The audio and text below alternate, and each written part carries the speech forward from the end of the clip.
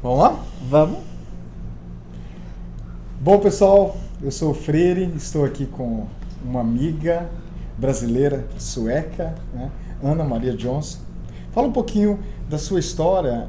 Você nasceu no Brasil, em Campinas, mas seus pais eram missionários suecos. Conta um pouquinho. Sim, eles vieram em 71, antes de eu nascer, e foram missionários aqui quase durante 30 anos, e desses 30 anos eu fiquei aqui até os meus 16, né? Então eu estudei na escola no Brasil, normal, mas depois aos 16 anos eu voltei para a Suécia. Então você morou em São Paulo e Bahia. E Bahia, em Feira de Santana. Como é Carajé, né? Eu tava falando Adoro. Bom, eu conheci a Ana pessoalmente em 2015, acho que foi 2015 em Recife, né? Por causa de um projeto que foi feito o lançamento ontem aqui em Natal, no dia 7 de março, e no dia 6 foi feito o lançamento em Recife, que é o projeto Fé Cidadã. E desde então eu tenho conversado muito com a Ana sobre essas duas culturas. Você conhece muito bem a nossa cultura, morou muito tempo aqui e trabalha hoje, você vem ao Brasil acho que 2 vezes no ano? 3 vezes ao ano. 3 vezes ao ano e sempre fica aqui quase um mês, mais ou menos. Isso.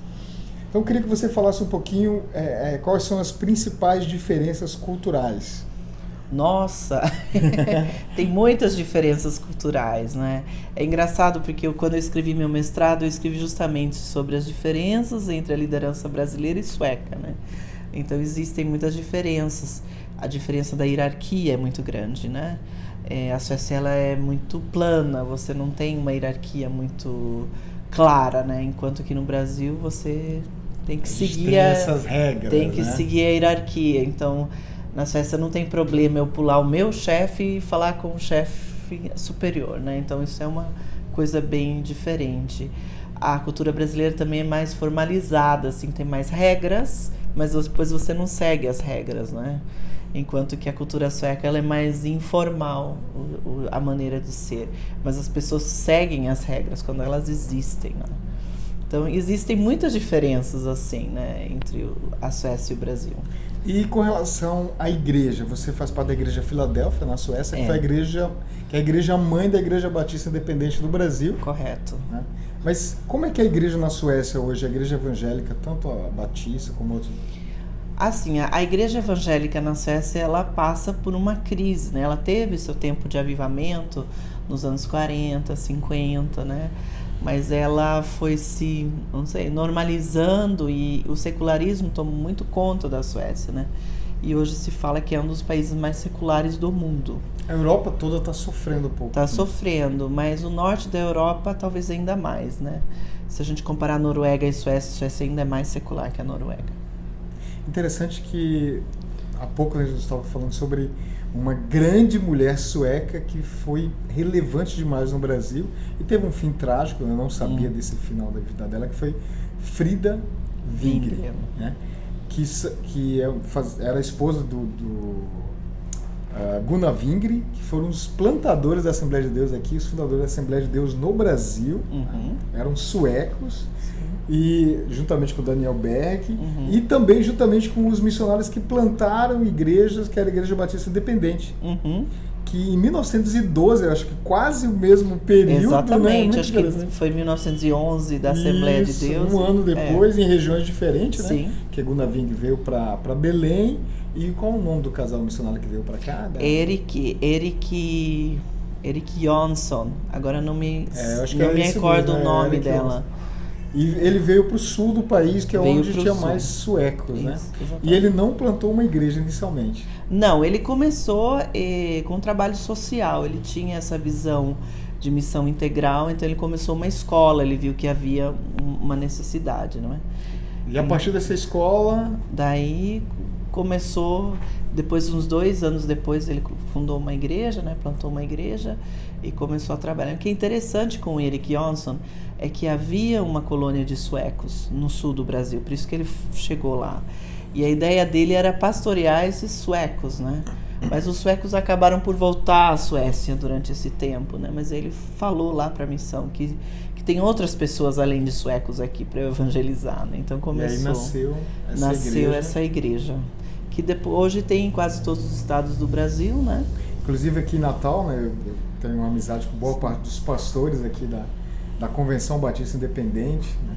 Graças a Deus, que é justamente a igreja que está recebendo o projeto Fé Cidadã. Mandar um abraço aos pastores Davi, Renato, Roberto, meus amigos aí. E o Maurício, não posso esquecer, pastor Maurício.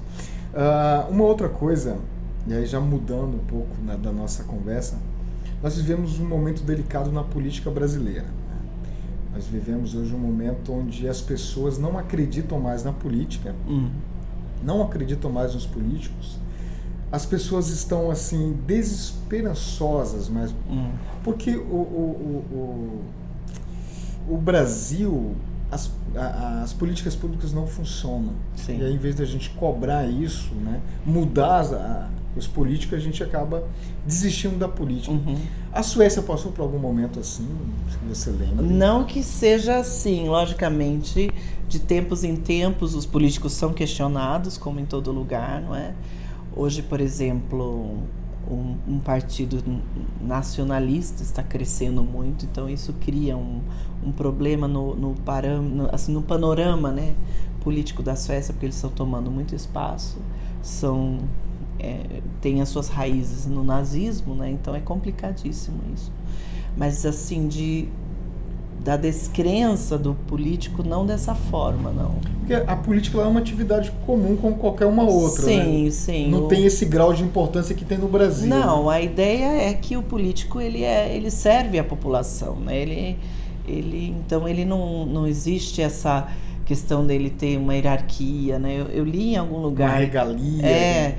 Eu li em algum lugar que na Assembleia, um político no Brasil, ele tem 40 pessoas que o servem diariamente, né? Assim, do motorista até secretário, assistente e tudo. E um político no parlamento... Aqui é mais. Aqui no Rio Grande do Norte, a média é quase 90. Então, e na Suécia tem 2,5 cargos, 2,5 por político. Duas pessoas e meia, né? Que logicamente é uma conta que a gente está fazendo. Para cada deputado. Exato, um parlamentar, né? Pois aqui em Natal nós tínhamos, em 2016, quando estourou os fantasmas da Assembleia Legislativa, nós tínhamos aqui mais de 2.000 cargos comissionados, que são aqueles conchavos que os políticos fazem para, digamos assim, segurar suas bases. O voto aqui é muito ainda uma permuta, né? Troca por dinheiro e por cargo e outras coisas. Mas, já que a gente entrou nessa área, como é que a igreja na Suécia ela enxerga a política, como ela participa?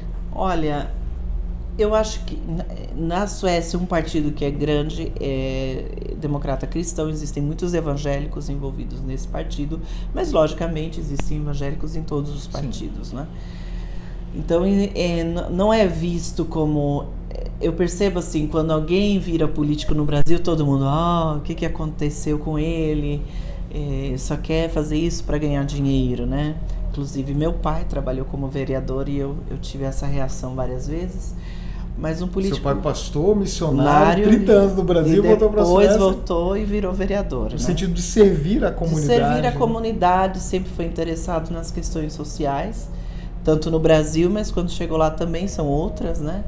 E ele se candidatou e ele foi durante 2 mandatos, né, líder da oposição ali naquela cidade. E então as pessoas reagiam assim, dessa forma, né? E eu tentava explicar, o objetivo dele é trazer os valores cristãos para dentro, né? O valor da vida pública, né? da vida pública, sendo um país tão secular, né? Que todas as pessoas têm o mesmo valor, aquela coisa, né?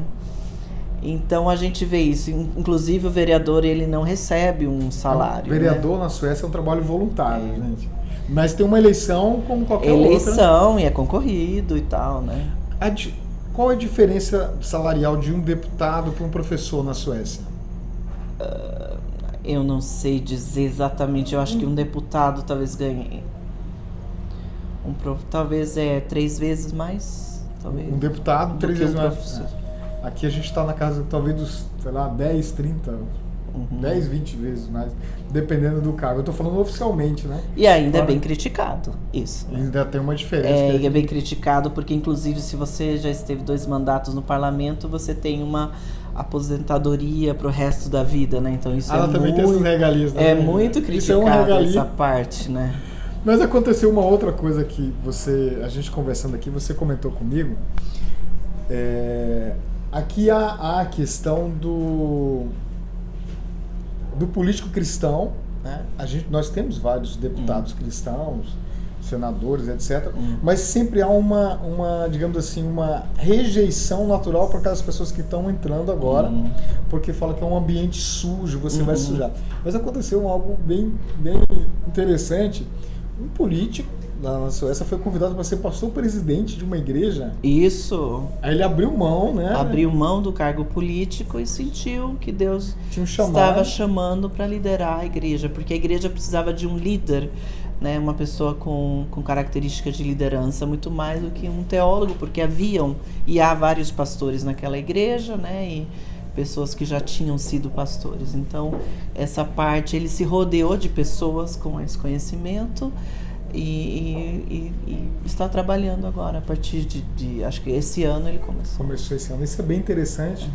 Como os políticos lá são tratados como pessoas normais, inclusive para assumir uma função espiritual, né? Espiritual, digamos assim, muito importante. Passou presidente de uma grande igreja na cidade onde você reside lá. Como é que a igreja vê o papel social do cristão? Dele participar da vida pública, dele a questão dos impostos, sonegação, como é que é visto isso lá na Suécia? Eu acho que eles têm uma visão muito, positivamente falando, conservadora, né? Porque eu acho que como a gente entende que a sociedade ela é construída pelo coletivo e que você tem que fazer a sua parte, então cada um tem que dar o seu imposto, né? Para poder manter essa sociedade onde nós não pagamos escola, onde não pagamos muito pouco pela saúde e etc. Inclusive, a escola não se paga nada, nem material, nada. Farda, material escolar, nada. Ele não tem farda, né? Mas assim, material escolar nem um tostão você gasta, né? E nessa escola estuda desde uma família mais pobre até... Sim. Existem talvez 2 escolas privadas em todo o país, né? 2 na Suécia? De internato, assim, para quem é diplomata ou alguma coisa, mas é muito raro. Então, assim... Até porque esse é um tratamento que os suecos é um cidadão só, independente da sua classe social, da sua profissão. Se a gente vê, a Suécia é uma monarquia parlamentar, não é? Então, a princesa que vai ser rainha no futuro, que deve ter uns 6, 7... Ela vai numa creche normal, com crianças normais. E ela vai começar numa escola normal. Então, a intenção é de normalizar. Então, como existe, assim, essa visão do coletivo e que eu faço parte, eu tenho que dar a minha parte, então, não é... A sonegação, claro que ela existe em alguns momentos, mas isso em todo lugar, mas existe uma consciência que eu tenho que fazer parte, né? Até porque se eu não pagar um imposto, eu estou prejudicando o meu próximo. Estou prejudicando o meu próximo, né? E há um cuidado muito grande por esse bem maior que nós temos juntos, né? E daí, por exemplo, trabalhar no negro muitas vezes é considerado na igreja como um pecado, como qualquer um. Porque você não está dando para César o que é de César, né? É uma coisa bíblica, né? Justo, né? Muitos entendem essa passagem quando Jesus fala ali para aqueles escribas, né? Que é justamente para mim não participar da política. Na verdade é o contrário, É o contrário. Você deve participar como um cristão. Como cristão, fazer a César o que é de César e a Deus o que é de Deus. Até essa questão. Bom, eu queria te fazer uma outra pergunta. Você morou muitos anos no Brasil e sempre vê no Brasil. Nós estamos aqui numa praia, né, maravilhosa. Que Ana e Tânia, que está ali atrás, aproveitaram bem hoje. Dá pra ver na cor. Mas assim, o que você mais gosta no Brasil? As pessoas. Eu acho que o brasileiro ele tem uma capacidade de incluir as pessoas que vêm de fora de uma maneira extraordinária. Tem um calor humano, ele abraça, né? E a gente se sente muito querido quando a gente vem aqui, não é? Assim, eu digo de fora e de dentro, que eu sou dos dois, né? E esse calor humano e essa vontade que também tem mudado um pouco, mas essa vontade de ajudar o próximo na rua, alguém cai, você vai, levanta, essa parte que também tem mudado por causa da violência, né? As pessoas ficam com medo, né? Que é muito triste isso. Mas quantas vezes você não é ajudado na rua, alguém abre a porta, você precisa de alguma coisa, isso eu acho que o brasileiro precisa resgatar e valorizar muito mais, entender que isso é um tesouro que existe nesse país. No meio dessa violência toda, eu tive uma experiência justamente desse calor humano brasileiro. Eu fui dar uma palavra numa cidade próxima daqui chamada Nísia Floresta, e estava uma chuva no sábado, aqui só 20 dias atrás, e o pneu furou, e aí eu nunca tinha trocado pneu nesse carro, foi uma luta tentando, na chuva, muita água, e aparece aí um jovem de dentro do mato com uma mochila, coitado, um trabalhador que estava na chuva também, e aí você já fica receoso, e esse jovem passa e perguntou se eu preciso de ajuda, eu falei, eu preciso de ajuda, ele foi, me ajudou a trocar o pneu. E aí depois nós fomos conversando dentro do carro, deu uma carona para ele até a próxima cidade, e ele afastado do evangelho, né? Foi uma oportunidade de nós conversarmos ali sobre Jesus Cristo. E ele me ajudou no momento assim, ele estava na chuva comigo. Sim. Então o brasileiro tem muito disso e não faz mais isso por causa da violência. Eu lembro quando eu era criança, eu peguei muita carona num garimpo, eu morava num garimpo e andava 4 anos para chegar na escola no meio do mato. E eu pegava carona, e hoje eu gostaria muito de dar mais carona. Né? Mas você fica receoso, você tem uma família, você fala, meu Deus. Então a gente precisa trabalhar para acabar com essa insegurança. Com certeza, porque é uma característica, né? fantástica, né, de um país que não se pode perder, né, por causa da situação. É um diferencial. Agora pra gente, e aí a gente finaliza falando agora do Fé Cidadã. Você foi a responsável justamente por fazer essa captação na Suécia de um recurso para implementar um projeto aqui em Natal e um grupo em Natal, o projeto é um só, né? E um outro grupo em Jaboatão / Recife. Qual é a expectativa da Interact, que é onde você trabalha, e também de outras instituições sobre o projeto Fé Cidadã? É importante dizer que esse projeto ele é financiado parcialmente pela Interact, muito pouco, na verdade. Uma grande parte vem do governo sueco. É um dinheiro público da Suécia. É um dinheiro público e o objetivo desse dinheiro é criar um movimento popular na Suécia por alguma questão. Então ele é repassado para denominações, partidos políticos que têm contato com organizações fora, e assim a gente cria um vínculo entre povos, né? E o sueco também não fica só isolado no seu meio, ele entende o que está acontecendo no mundo, né? Os suecos, ele entende que são cidadãos globais e precisam contribuir com o mundo como um todo. E mostrar sua solidariedade, né? Porque é um país que tem uma situação financeira boa, então esse fundo é 1% do PIB que vai, né, anualmente para projetos, ou vai através de organizações, é muito pouco na verdade, mas também ajuda bilateral entre países, né, ou multilateral através das Nações Unidas, né. Então é claro que nós temos, eu estou explicando isso porque nós temos vários níveis de expectativas, né. Na minha própria organização, quando nós temos falado sobre isso, inclusive eu faço parte da liderança internacional junto com outros diretores que têm outras regiões do mundo. Então existe uma curiosidade de como isso poderia ser e como nós poderíamos aplicar isso em outros lugares, né? Talvez sistematizar de alguma forma, porque eu acho que a maioria das pessoas que trabalham na Ásia, na África, e também no Oriente Médio, eles veem que um grande problema da situação social dos países onde nós estamos é a corrupção, né? Então eu acho que também é meio pioneiro para nós, né, como organização, e nós estamos de olho. Em relação à organização que é assim mediadora com o governo, eles também têm mostrado interesse. Falei com a pessoa ali responsável e ela tinha falado com alguém do Brasil, uma outra organização, e ela falou, acho que chegamos à conclusão que o grande problema do Brasil é a corrupção, então esse projeto é muito relevante. Encontrei com ela final de janeiro agora e ela falou, nós vamos estar de olho em vocês, tipo, isso positivamente falando. Isso é bom. Nós queremos acompanhar esse processo, porque de repente poderia talvez ser algo que se pode aplicar em outros lugares também, né? e também o envolvimento de grupos, né, como os cristãos, que estão daqui, não vinha um projeto de fora que faz as atividades para os brasileiros, né? Um projeto que foi escrito aqui por brasileiros. Foi escrito, né, por brasileiros e foi sonhado junto com brasileiros, então não é uma imposição nem nada, é uma coisa que vem daqui. Então a gente vê isso com bons olhos, mas logicamente existe uma expectativa, sim, né? A gente tem que buscar bons resultados agora, né? E esse bom resultado é um bom resultado que vai servir até para a população dessas cidades, com, né? certeza. Que o nosso foco, o projeto Fé Cidadão, ele vai atuar na fiscalização, no monitoramento de políticas públicas para criança e adolescente.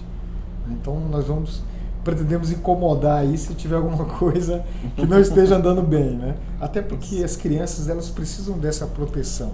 Elas são muito vulneráveis. Eu tenho meu filhinho de 4 anos e eu fico vendo como ele é vulnerável, né? Como você precisa que um pai, que uma mãe esteja por perto, o avô, o tio, alguém, mas esteja por perto para cuidar disso. Para finalizar, eu acabei não te apresentando, você é funcionário da Interact, né? Você Sim. coordena projetos sociais ligados ao Interact na América Latina ou só na América do Sul? Na América Latina e Península Ibérica, né? Sim, Península Ibérica também. Então tem Você Portugal e Espanha. E não só é que na verdade nós somos uma denominação, sim, a Interact, não é? Então nós temos 300 igrejas na Suécia, temos 34 mil membros, que no 300 igrejas, 34 mil membros é o quê? Representa o quê em termos de população da Suécia? A Suécia tem 10 milhões. Então, nós somos uma denominação mediana, assim, em tamanho. Hoje, a nossa filha no Brasil já cresceu, já ficou maior que nós, né? Mas assim, os filhos crescem. Até porque o Brasil, né, é bem maior que a Suécia também. Então, nós somos uma denominação que trabalha em 40 países, né? Então, o que liga essa denominação é missões, sempre foi. Então, essas igrejas são as nossas parceiras em missões, né? Então, nós temos 4 regiões no mundo, e eu, então, sou responsável pela América Latina e a Península Ibérica, mas no sentido de recrutamento de missionários, estratégias de missões e trabalho social, né? Então, o trabalho social é uma parte disso, né? Eu não faço muita diferença, porque eu creio na missão integral, né? Que as coisas andam juntos. Sim. Então, para mim, não... Para mim, cuidar do todo é missão, né? Uhum. Graças a Deus. Você que está nos assistindo agora, fica um convite para você orar pela Suécia, né? Mesmo a Ana falando que a Suécia passa por um secularismo, mas ainda tem igrejas vivas na Suécia. E você me contou uma coisa uma vez, eu nunca me esqueci. Você falou que tem irmãs da igreja que fazem bolo e vão vender no culto e doam aquele recurso para trabalhos, para projetos sociais, para missões. Então tem essa chama ainda, né? E é o Espírito Santo que faz isso, a gente Amém. Glorifica a Deus por isso. Eu quero te agradecer. A gente vai sair agora, nós vamos para um lugar muito legal agora, jantar. Mas coitadas, elas estão cansadas, com fome. Obrigado, pessoal. Ana, muito obrigado. Obrigada pela oportunidade. Você volte mais vezes, você ficou muito pouco tempo em Natal. 2 dias. Eu volto, prometo. É isso aí, brigadão. Obrigada. Tchau, tchau.